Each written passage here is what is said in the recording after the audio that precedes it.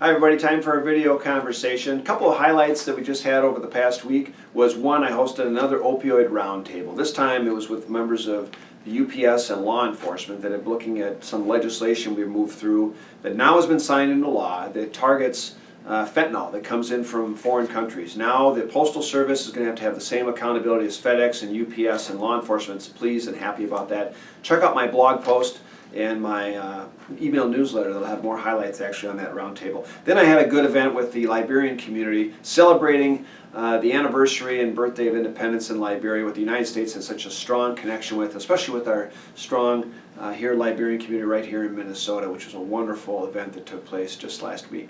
Now let's get to our questions, and the first comes from an email. They're both from Edina. The first is Lorenzo in Edina, who writes in and emails, "Dear Congressman Paulsen, this is no time to cut and run from renewable energy.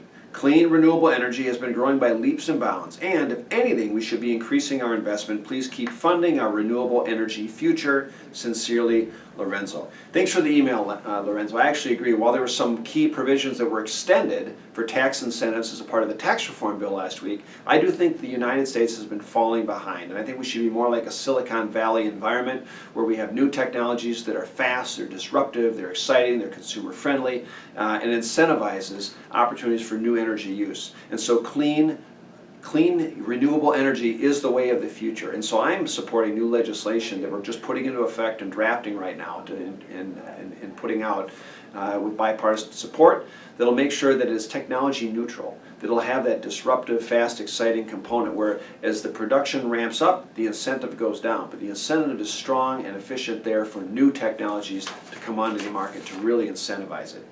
Next up is an email from Richard in Edina, and he writes in, "Dear Representative Paulsen, I ask that you support S-2416 and H.R. 5038, the National Guard and Reserves Benefits Parity Act. These bills would authorize early retirement credit and other benefits for National Guard and Reserve service members mobilized under 1230.04b authority. Passing this vitally important legislation would ensure that Guardsmen and Reservists receive the benefits that they deserve. Thank you, Richard." Thanks for writing, Richard. What Richard is referring to is legislation that makes sure that those who are National Guard folks or reservists who are also brave soldiers, they sometimes have a gap in benefits that our normal active duty personnel receive. The bill that you're referring to, I am a co-sponsor of. It's bipartisanly supported. I'm hoping we're going to pass it soon, actually, that'll close that gap to make sure that the same reservists and National Guardsmen who often put their lives on the line when they get deployed will have the same benefits as our active duty members.